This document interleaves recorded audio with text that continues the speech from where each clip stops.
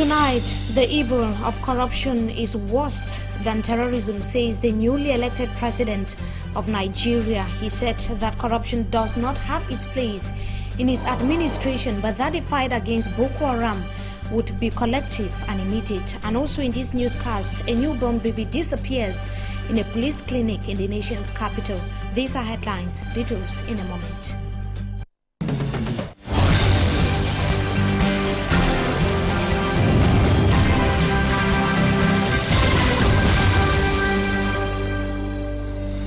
Good evening to you televiewers. We thank you for joining us in this edition of the news on Equinox Television.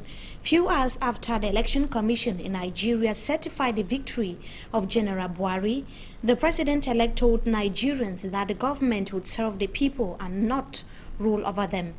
Speaking at the election center a few hours ago, Mr. Buhari described his victory as the beginning of change in Nigerians' history. Let's now have an excerpt of the president-elect.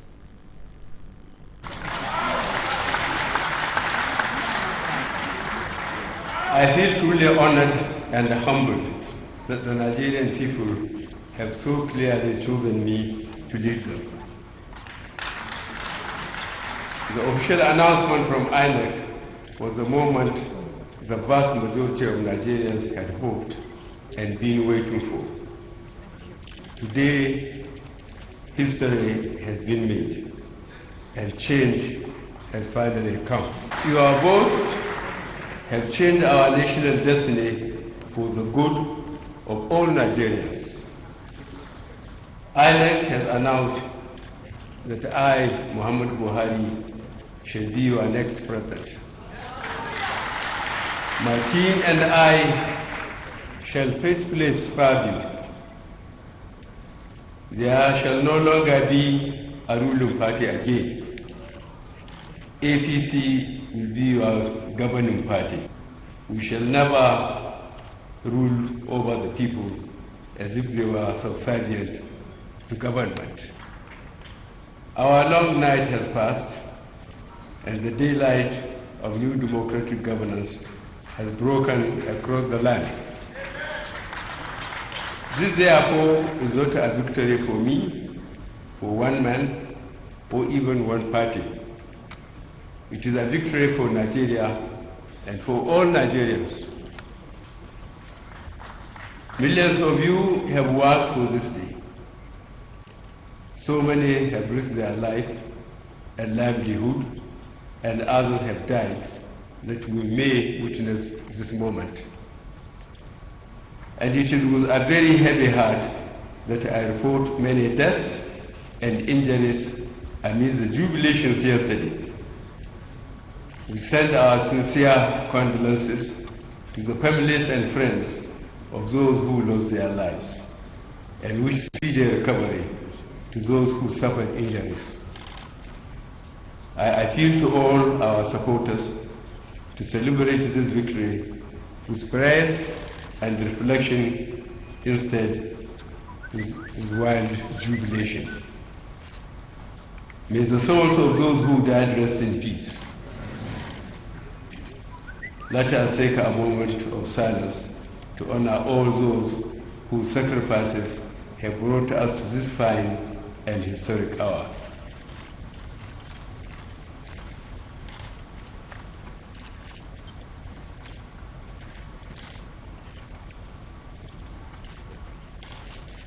Democracy and the rule of law will be established in the land. There shall be no bias against or favoritism for any Nigerian based on ethnicity, religion, region, gender, or social status. That is the newly elected president of Nigeria. Now, the challenges ahead of General Buhari are enormous. He would have to tackle corruption, high cost of living, and most especially terrorism that has so far hit Nigeria for several months now. Mr. Buhari said that Boko Haram would soon know the strength of the collective will of Nigerians. Let's hear him once again.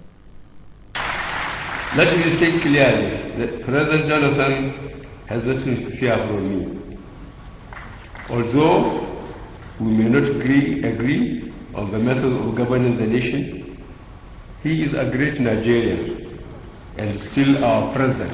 I look forward to meeting with President Jonathan in the days to come to discuss how our teams can make the transition of administration as efficient as possible.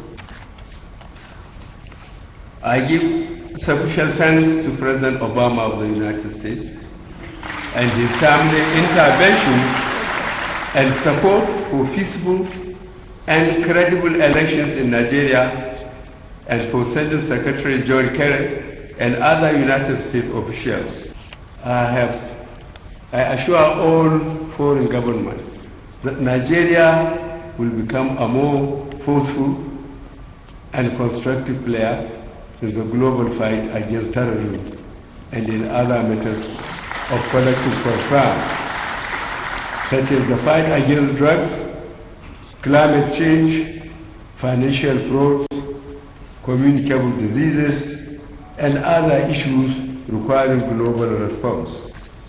Our nation wrestles many challenges, including insecurity, corruption, economic decline. I pledge to give you my best in tackling these problems. There is no doubt that in tackling the insurgency, we have a tough and urgent job to do. But I assure you that Boko Haram will soon know the strength of our collective will and the commitment to rid this nation of terror and bring back peace and normalcy to all the affected areas. We shall spare no effort and until we defeat terrorism. Furthermore, we shall strongly battle another form of evil that is even worse than terrorism, the evil of corruption. Corruption attacks and seeks to destroy our national institutions.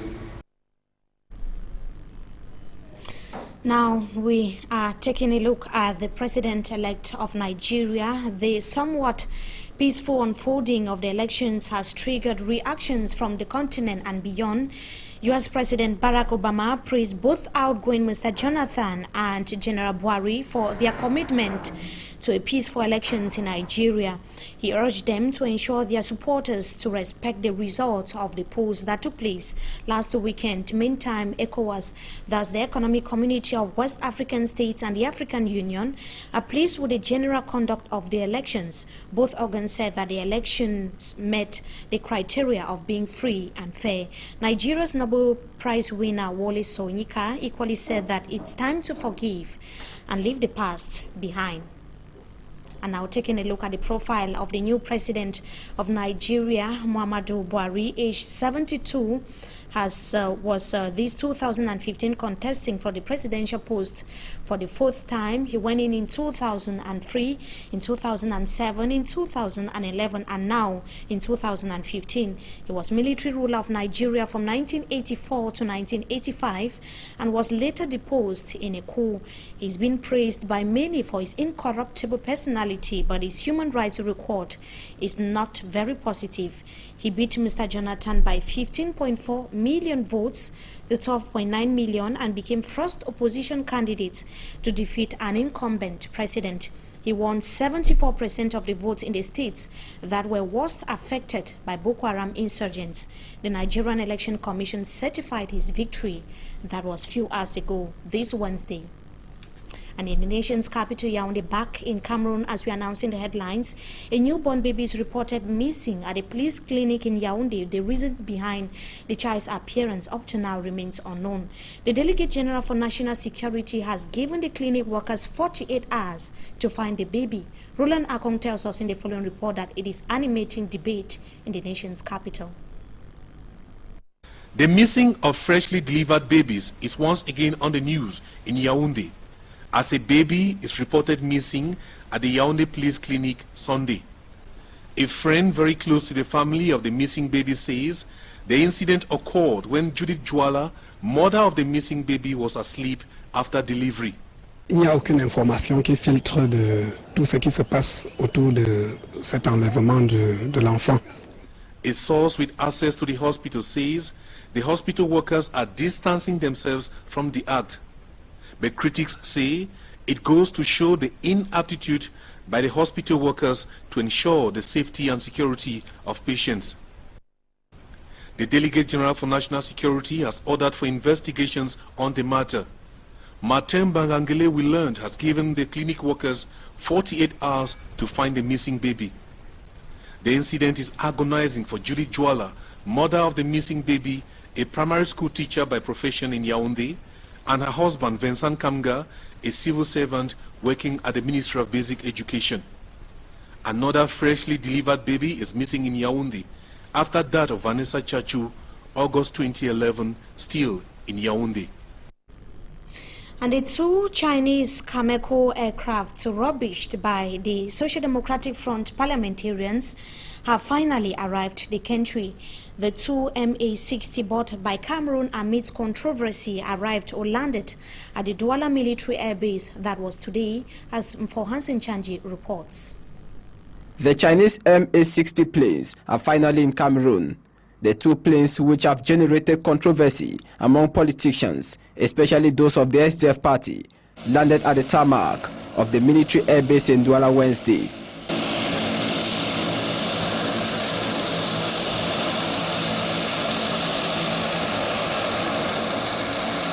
Receiving the TJX-ST and TJX-SE on behalf of Minister of Transport, Minister Delegate at the Ministry of Transport, Mifiru Umaru, urged Cameroon Airline Corporation officials to make judicious use of the aircraft. According to the Minister Delegate, the two planes have come to reinforce the air transport system in Cameroon.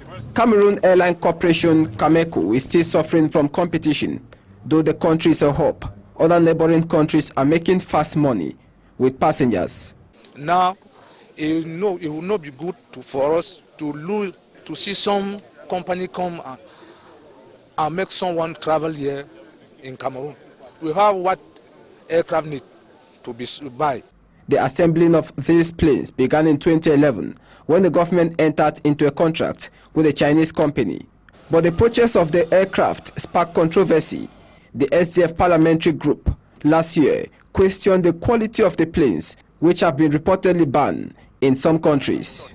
Experts even talk of how the planes could be compared to flying covens, questioning its technical capabilities. The SDF party says there have been an overpayment on the planes, which do not represent the whooping sum of money carved by the Cameroonian government. They even quizzed to know from Transport Minister Robert Nkili last year an overpayment of 20 billion francs CFA. Robert Nkili has replied that the Ministry for Transport was in charge of the technical aspect of the planes and that anything concerning finance could be asked to the Minister of Finance. The two MA-60 could transport 48 to 60 passengers, but spaces reserved for movement in the planes are too small. It could even be compared to a city transport bus. For now, the planes will be flying within Cameroon and the Central African sub-region. The two MA-60s are therefore here at the military air base here in the economic capital Douala. The competition is high, like the Minister Delegate said, and now the two planes are just waiting for the first passengers. For Hansen Chanji, Amos Fongo, Equinox Television. Thank you so much for Hansen Chanji for that wonderful report. Now, the Divisional Officer of Mombo, a locality in the Mongo Division of Cameroon, has called on councillors to bury their differences and unite their efforts to better the living condition of local inhabitants. He was talking during the adoption of the 2015 budget of the said municipality. Jacques Ekwekinge has the details. The inhabitants of Mombo in the Mongo division are still faced with problems which had been promised solutions by the new municipal executive of the Mombo Council, who took over after the last municipal elections. But disorder continues to reign amongst the councillors and the mayor of that municipality. Meanwhile, the inhabitants are expecting to see concrete changes to better their living conditions. Here in Mombo, we are facing difficulties of light. So I believe that we have not been having lights. That's why we always have problems of theft. Our roads are small, and we want that the roads should be well developed, so that our parents can easily transport their items or their products from the farm to their houses. This lack of realization of developmental projects has been attributed to the lack of unity amongst the councillors of the Mombo Council. It was, therefore, an occasion for the DO for Mombo, Jacques Margoua Bihiak, during the budgetary session of the Mombo Council to remind the mayor and the councillors of their commitment towards the population. He therefore urged them to bury their hatchets and work as a team to better the living conditions of the population. More than 400 million francs CFA was being adopted as the administrative and management budget for the Mombo Council, an amount which will have as major projects the construction of a technical college, a police station, the DO's office, and many other projects. Now, smoked fish occurs in markets in the nation's capital. Prices have increased as a result. Locals or sellers are blaming the scarcity on the season, as we hear in the following report with Roland Akon. The rarity of munga in some Yaoundé markets has provoked a hike in the price of the smoked fish. 2 smoked fish on bunga is now sold at 250 francs CFA or 500 francs CFA. To buy much for a pot of soup, customers say they need at least 1,000 francs CFA or more. And when they can't afford these, they say they go for the broken ones, which are cheaper. Vendors of the smoked fish say its availability on the market is seasonal. Puisque ça varie, il y a des saisons où c'est cher. That bunga is rare on the market during the dry season, when sea level drops, and available during the rainy season, when rainfall increases sea level, facilitating a huge catch for fishermen. The rarity of bunga on the market is also attributed to foreigners from neighboring countries who buy in bulk, despite limited supply, thereby creating scarcity and an increase in price. Whatever the case, some customers say bunga is so sweet and that nothing can separate them from enjoying the sweet taste of bunga. They're bringing us to the end of this first segment of the news. Up next is Talking Point.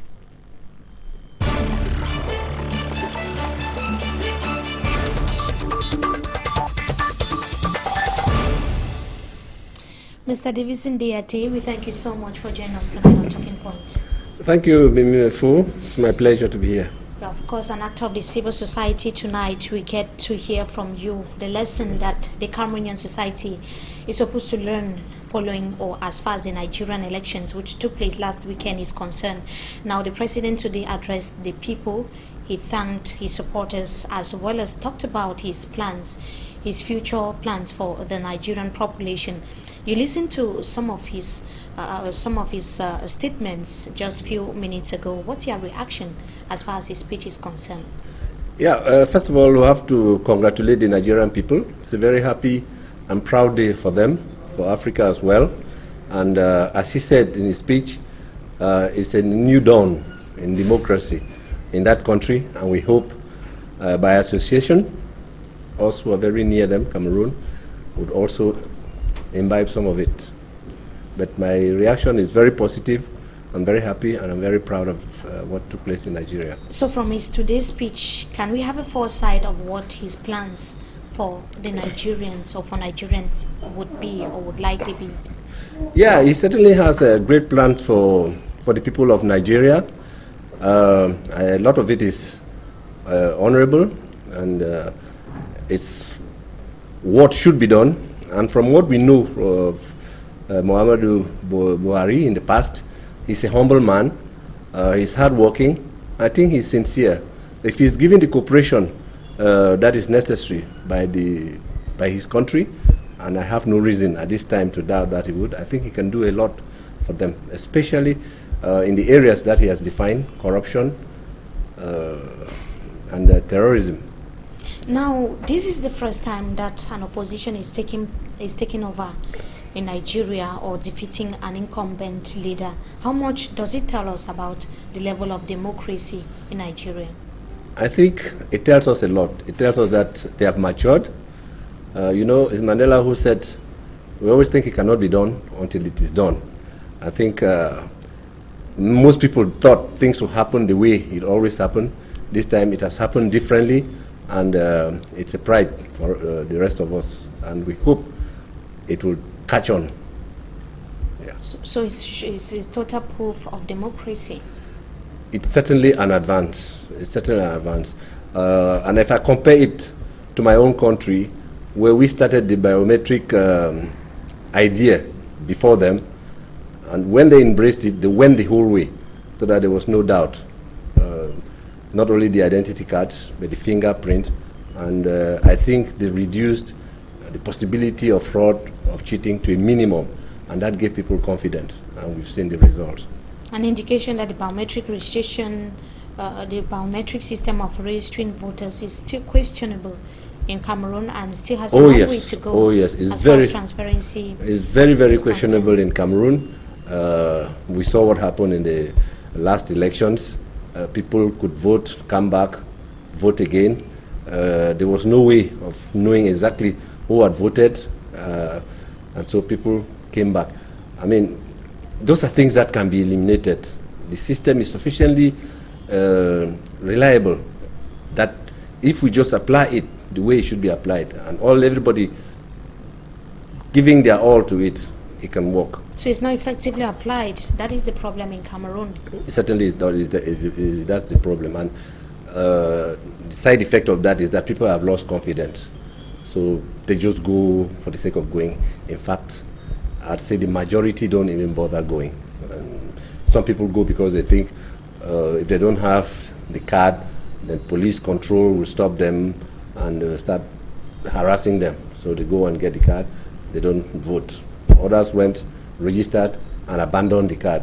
I mean, there's as many We're cards. looking at the thousands of Nigerians that took part in the election. In a very short time, in a war situation, but it worked. It worked. It's only the will. So unlike Nigerians who think that they can get rid of an unwanted leader through the ballot box, it's not a similar situation in Cameroon. We cannot feel that Cameroonians cannot feel that they would ever get rid of an unwanted leader through the ballot box. Not for now. Not for now. And I mean, if I must add that the fault is not only that of the ruling CPDM party.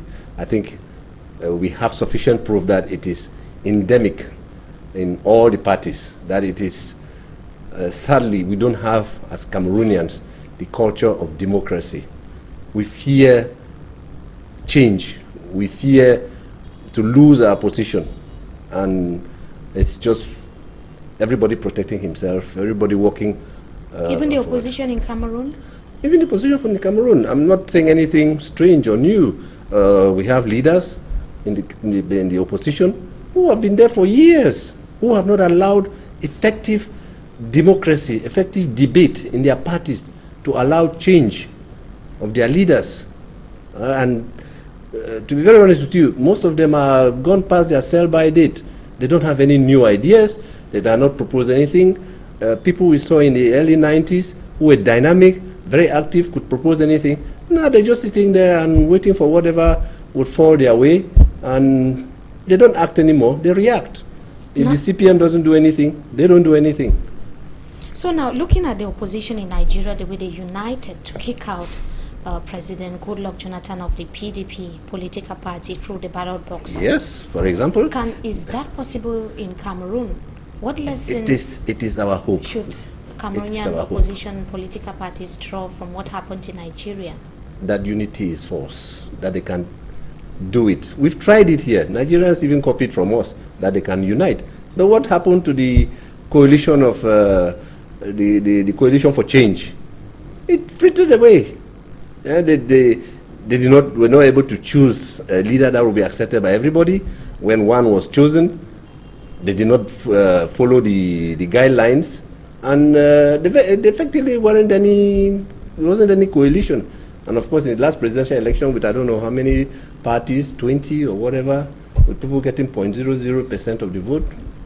There were dozens of opposition political parties in chance. Cameroon. So that's a stumbling block to It is a stumbling block, but I would say regime in Cameroon. I would say they don't need forcibly a coalition.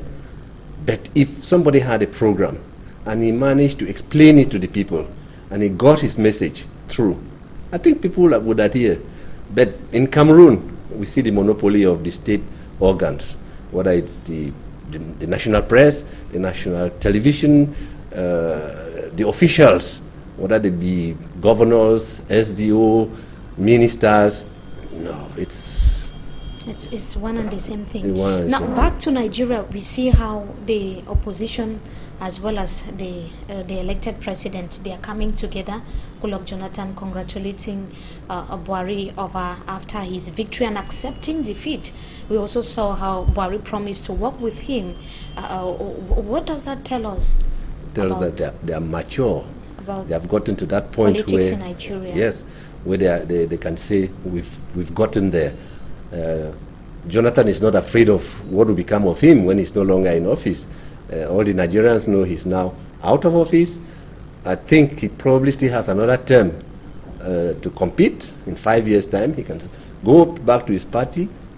If they democratically vote him to represent them, he can still do it. You know, he lives to fight another day. There's no that fear of either I get it now or that's it for me. Now the huge challenge ahead of Buhari, the fight against Boko Haram. Yes, unfortunately. Do you think that being an opposition is going to have an impact? The nebulous Boko Haram is going to be a challenge for him, because whether they like it or not, my opinion is that it's not a northern Nigeria problem. It's a fundamental problem with the religion of Islam. I think the Muslim religion needs a reformation, like we had in the Catholic Church sometimes back. The present people, the ISIS, I tried to study them. They are just fundamentalists who are trying to apply the rules, as it were, in the days of Muhammad, the founder of the religion, who they believed in. I regret to say, there are a lot of violence where they cut off people's head in the most cruel kind of manner. A very strict way of living. Don't you think that Boko Haram is just using the Muslim religion to carry out these atrocities? Unfortunately, yeah. Most Muslims are its victims. Yes, unfortunately, they are using that label, and I think to a very large extent, which again is my opinion. But as a former military leader, a general that has been in the Nigerian government for several years, don't you think that it's going to be I would like to think that will help him in his discipline, but please, Buhari, do not rule Nigeria like a military state. He said he's going to serve the people and not rule over them. But thank you so much for joining us tonight on Talking Point, and we hope to have you some other time again. It will be my pleasure. He's going to be sworn into office on the 29th of May 2015. They're bringing us to the end of this edition of the Primetime Newscast on Equinox Television. Viewers, so thank you so much for joining us. Until we meet again, goodbye.